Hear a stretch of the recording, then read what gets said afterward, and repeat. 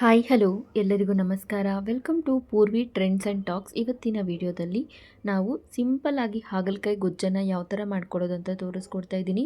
ತುಂಬಾ ಟೇಸ್ಟಿಯಾಗಿರುತ್ತೆ. ಈ ಒಂದು ಗೊಜ್ಜನ್ನು ಕೂಡ ಕುಕ್ಕರಲ್ಲಿ ಮಾಡ್ಕೊಳ್ಳೋದು ಬೇಗನೆ ಕೂಡ ಆಗಿಬಿಡುತ್ತೆ. ಅದರಲ್ಲಿ ಕೂಡ ಒಂದು ಸ್ವಲ್ಪ ಕೂಡ ಪೋಷಕ ಅಂಶಗಳು ಹೊರಗಡೆ ಹೋಗ್ದೇ ಹಾಗಲಕಾಯಿನ ಡೈರೆಕ್ಟಾಗಿ ಹಾಗೇ ಹಾಕ್ಕೊಂಡು ಮಾಡಿಕೊಂಡ್ರೆ ಕೂಡ ಒಂದು ಸ್ವಲ್ಪ ಕಹಿ ಕೂಡ ಇರೋದಿಲ್ಲ. ಆಗ ಮಾಡ್ಕೊಳ್ಲಿಕ್ಕೆ ಒಂದು ಸೀಕ್ರೆಟ್ ಇಂಗ್ರೀಡಿಯೆಂಟನ್ನು ಕೂಡ ಲಾಸ್ಟಲ್ಲಿ ಆ್ಯಡ್ ಮಾಡ್ತಾ ಇದ್ದೀನಿ. ಮಿಸ್ ಮಾಡಿದೆ ಲಾಸ್ಟ್ವರೆಗೂ ನೋಡಿ.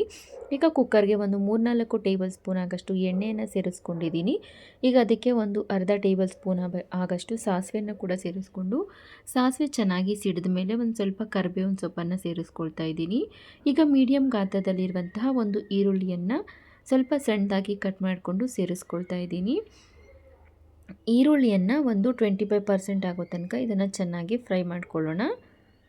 ಬೇಕಾಗಿದ್ದಲ್ಲಿ ಇನ್ನೂ ಒಂದು ಈರುಳ್ಳಿ ಜಾಸ್ತಿ ಕೂಡ ಸೇರಿಸ್ಕೋಬೋದು, ತುಂಬಾ ಚೆನ್ನಾಗಿರುತ್ತೆ. ನಾನಿಲ್ಲಿ 250 ಗ್ರಾಮ್ ಆಗಷ್ಟು ಹಾಗಲಕಾಯಿಯನ್ನು ತೊಗೊಂಡಿದ್ದೀನಿ. ಅದಕ್ಕೆ ಒಂದು ಮೀಡಿಯಮ್ ಸೈಜ್ ಆಗಿರುವಂಥ ಒಂದು ಈರುಳ್ಳಿಯನ್ನು ಸೇರಿಸ್ಕೊಂಡಿದ್ದೀನಿ. ಈಗ ನಾನು ಹಾಗಲಕಾಯಿಯನ್ನು ಸಣ್ಣದಾಗಿ ಕಟ್ ಮಾಡಿಕೊಂಡು ನಾವು ಎಲ್ಲ ತರಕಾರಿಗಳನ್ನು ವಾಶ್ ಮಾಡಿಕೊಂಡು ಕಟ್ ಮಾಡ್ಕೊಳ್ತೀವಲ್ವ, ಈ ಹಾಗಲಕಾಯಿಯನ್ನು ಕಟ್ ಮಾಡಿಕೊಂಡು ನೀರಲ್ಲಿ ತೊಳ್ಕೊಂಡು ಸೇರಿಸ್ಕೊಳ್ಳಿ. ಒಂದು ಸ್ವಲ್ಪ ಕಹಿ ಕಡಿಮೆ ಆಗುತ್ತೆ. ನಾನಿಲ್ಲಿ ಏನು ಬೇಯಿಸಿ ಸ್ವಲ್ಪ ಏನು ಮಾಡ್ತಾರೆ ಅಂದರೆ ಹಾಗಲಕಾಯಿಯನ್ನು ಉಪ್ಪು ನೀರಲ್ಲಿ ಬೇಯಿಸಿಬಿಟ್ಟು ಅದನ್ನು ಬಸಿದ್ಬಿಟ್ಟು ಮಾಡ್ತಾರೆ. ಇನ್ನು ಸ್ವಲ್ಪ ಜನ ಏನು ಮಾಡ್ತಾರೆ ಅಂದರೆ ಉಪ್ಪು ಸ್ವಲ್ಪ ಅರಿಶಿಣ ಪುಡಿ ಹಾಕಿ ಅದನ್ನು ಹಾಗೆ ಇಟ್ಬಿಟ್ಟು ಅದರಲ್ಲಿ ಬರುವಂಥ ನೀರನ್ನೆಲ್ಲ ತೆಗೆದು ಸೇರಿಸ್ತಾರೆ. ಹಾಗೆಲ್ಲ ಮಾಡಿದ್ರೆ ಅದರಲ್ಲಿರುವಂತಹ ಪೋಷಕಾಂಶಗಳೆಲ್ಲ ಹೋಗಿಬಿಡುತ್ತೆ. ಈ ರೀತಿಯಲ್ಲಿ ಒಂದ್ಸರಿ ಟ್ರೈ ಮಾಡಿ ನೋಡಿ, ತುಂಬಾ ಚೆನ್ನಾಗಿರುತ್ತೆ. ಹಾಗಲಕಾಯಿ ಒಂದು ಸ್ವಲ್ಪ ಫ್ರೈ ಆದಮೇಲೆ ಒಂದು 3-4 ಬೆಳ್ಳುಳ್ಳಿ ಹೆಸಲನ್ನು ಸಣ್ಣದಾಗಿ ಕಟ್ ಮಾಡಿಕೊಂಡು ಸೇರಿಸ್ಕೊಳ್ತಾ ಇದ್ದೀನಿ.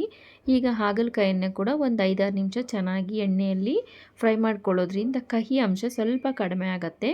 ಅದರಲ್ಲಿರುವಂಥ ಪೋಷಕಾಂಶಗಳೇನು ಹೋಗೋದಿಲ್ಲ, ಬಟ್ ಕಹಿ ಅಂಶ ಒಂದು ಸ್ವಲ್ಪ ಕಡಿಮೆ ಆಗುತ್ತೆ.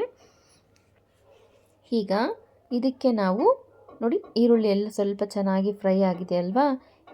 ಈಗ ನಾವು ಇದನ್ನು ನೋಡ್ಕೋಬೇಕು. ಸ್ವಲ್ಪ ಅಂದರೆ ಈರುಳ್ಳಿ ನಮ್ಗೆ ಯಾವ ಹಂತಕ್ಕೆ ಬೇಕೋ, ನಾವು ಈರುಳ್ಳಿ ಸರಿಯಾಗಿ ಫ್ರೈ ಆಗೋಕ್ಕಿಂತ ಮುಂಚೆನೇ ಹಾಗಲಕಾಯಿನ ಸೇರಿಸ್ಕೊಂಡಿದ್ದೀವಲ್ವ, ಈರುಳ್ಳಿ ಚೆನ್ನಾಗಿ ಫ್ರೈ ಆಗೋ ತನಕ ಹಾಗಲಕಾಯಿನ ಕೂಡ ಫ್ರೈ ಮಾಡಿಕೊಂಡು ಒಂದು 2 ಟೊಮೆಟೊ ಹಣ್ಣನ್ನು ಕೂಡ ಕಟ್ ಮಾಡಿಕೊಂಡು ಸೇರಿಸ್ಕೊಳ್ತಾ ಇದ್ದೀನಿ.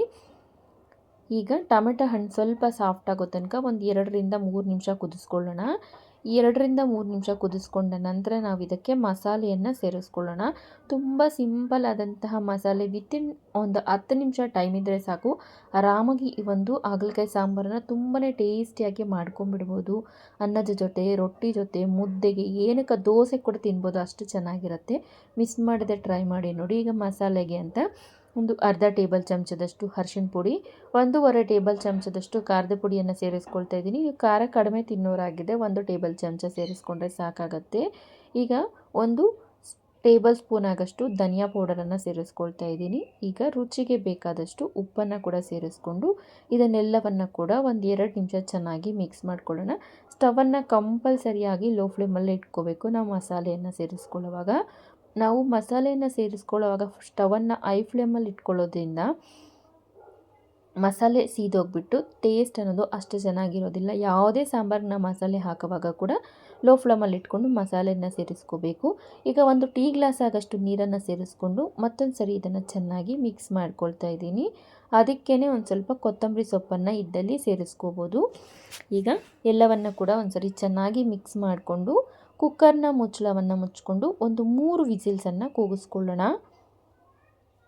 ನನ್ನ ಮಾತು ಕೇಳಿ ಒಂದ್ಸಲಿ ಈ ರೀತಿಯಲ್ಲಿ ಟ್ರೈ ಮಾಡಿ ನೋಡಿ, ಖಂಡಿತ ತುಂಬಾ ಚೆನ್ನಾಗಿರುತ್ತೆ.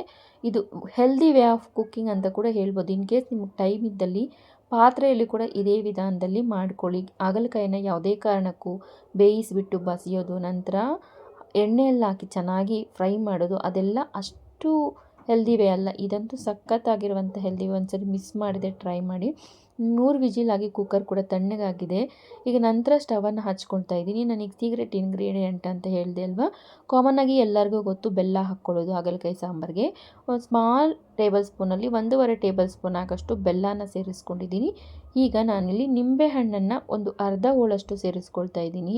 ಈ ಸರಿ ನಿಮ್ಮ ಮನೆಯಲ್ಲಿ ಯಾವುದೇ ರೀತಿಯಲ್ಲಿ ಹಾಗಲಕಾಯಿನ ಸಾಂಬಾರನ್ನು ಮಾಡ್ಕೊಂಡು ಹುಣಸೆ ಹಣ್ಣನ್ನು ಸೇರಿಸ್ಕೋಬೋದು, ಅದರ ಬದಲಿಗೆ ಈ ಒಂದು ನಿಂಬೆ ಹಣ್ಣನ್ನು ಸೇರಿಸ್ಕೊಂಡು ನೋಡಿ, ಕಹಿ ಅನ್ನೋದು ಕಂಪ್ಲೀಟಾಗಿ ಕಡಿಮೆ ಆಗುತ್ತೆ. ನಿಂಬೆಹಣ್ಣನ್ನು ಸೇರಿಸ್ಕೊಂಡು ಒಂದು 2 ನಿಮಿಷ ಕುದಿಸ್ಕೊಂಡು ಸ್ಟವನ್ನು ಆಫ್ ಮಾಡಿಕೊಂಡ್ರೆ ಟೇಸ್ಟಿಯಾಗಿರುವಂತಹ ಹಾಗಲಕಾಯಿ ಸಾರು ಒಂದು 10 ನಿಮಿಷದಲ್ಲಿ ರೆಡಿ ಆಗಿಬಿಡುತ್ತೆ. ತುಂಬ ಅಂದರೆ ತುಂಬಾ ಚೆನ್ನಾಗಿರುತ್ತೆ. ಇದುವರೆಗೂ ಟ್ರೈ ಮಾಡಿಲ್ಲ ಅಂದರೆ ನನ್ನ ಮಾತು ನಂಬಿ ಒಂದ್ಸರಿ ಟ್ರೈ ಮಾಡಿ ನೋಡಿ, ಮತ್ತೆ ಮತ್ತೆ ಮಾಡಿಸ್ಕೊಂಡು ತಿಂತಾರೆ ನಿಮ್ಮ ಮನೆಯವರು. ಅಷ್ಟೊಂದು ಚೆನ್ನಾಗಿರುತ್ತೆ, ಅಷ್ಟೊಂದು ಈಸಿಯಾಗಿ ಇರುತ್ತೆ, ಅಷ್ಟೊಂದು ಹೆಲ್ದಿಯಾಗಿ ಕೂಡ ಇರುತ್ತೆ.